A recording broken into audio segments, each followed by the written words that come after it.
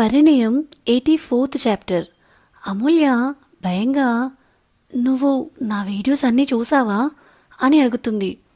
ఆర్యన్ అనుకోకుండా చూడాల్సి వచ్చింది అని అంటాడు. అమూల్య, సారీ ఆర్యన్, అయినా చెప్పడం వల్ల ప్రాబ్లం తగ్గదు కదా, నేను నా ప్రాబ్లమ్స్ని నేను సాల్వ్ చేసుకుంటా ఇప్పుడు అని అంటుంది. ఆర్యన్ కోపంగా, ఆర్ యు మ్యాడ్? వాడు నిన్ను చంపాలి అనుకుంటున్నాడు. ఈ 1 yearలో వాడి బండారం బయట పెట్టకపోతే నిన్ను చంపేస్తా అన్నాడు. ఇప్పటికే ఇది జరిగి 1 day అవుతుంది, అర్థమవుతుందా అని అంటాడు. అమూల్య చిన్నగా నవ్వుతూ, నాకు ఇలాంటివన్నీ అలవాటే, యూ డోంట్ వరీ, నా దగ్గర ఆల్రెడీ ఎవిడెన్స్ ఉన్నాయి కొన్ని అని అంటుంది. ఆర్యన్ షాకింగ్గా, ఎలా సంపాదించా అని అడుగుతాడు. వెయిట్ అండ్ వాచ్ అని చిన్నగా నవ్వుతూ చెప్తోంది అమూల్య.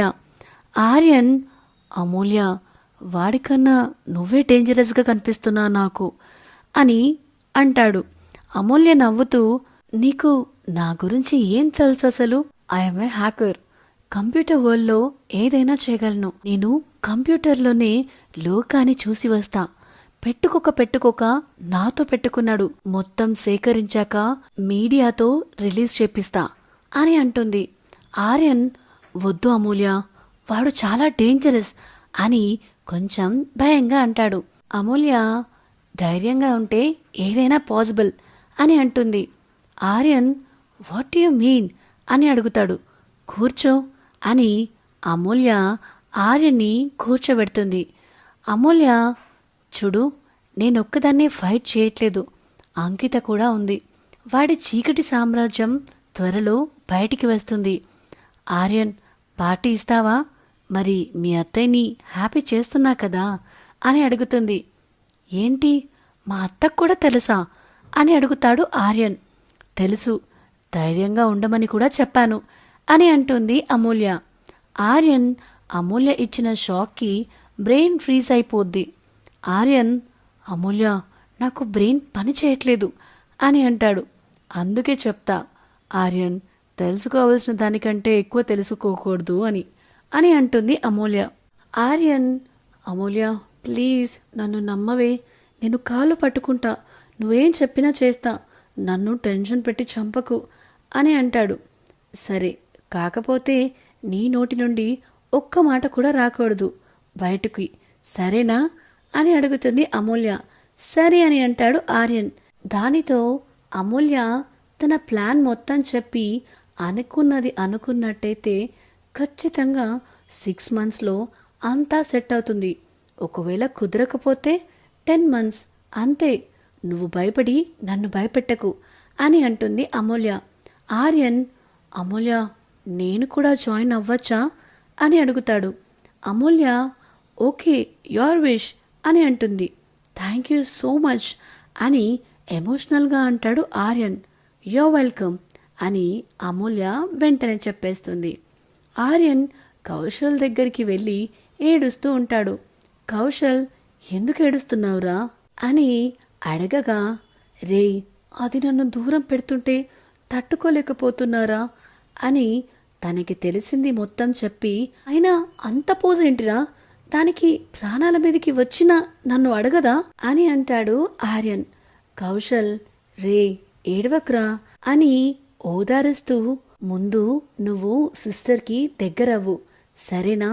ఇప్పుడు తన ప్లాన్ చెప్పింది కదా, రేపొద్దున నీకు తన హార్ట్లో మరోసారి స్పెషల్ ప్లేస్ ఇచ్చి ఉండొచ్చు కదా అని అంటాడు. సరేరా, అలాగే అని చెప్పి అంటాడు ఆర్యన్. ఆర్యన్ అమూల్య దగ్గరికి వెళ్ళి డిన్నర్ ఇచ్చి తినమంటే తను తినేస్తుంది. తర్వాత రోజు నుండి అమూల్యకి ప్రతి పని తనే దగ్గరుండి చేయడం, ఇంకా తనతో నార్మల్గా మాట్లాడడం అన్నీ చేస్తుంటే అమూల్య కూడా ఏమీ అనదు. కారణం తనేంటో ఇప్పుడు అర్థం అవ్వడం.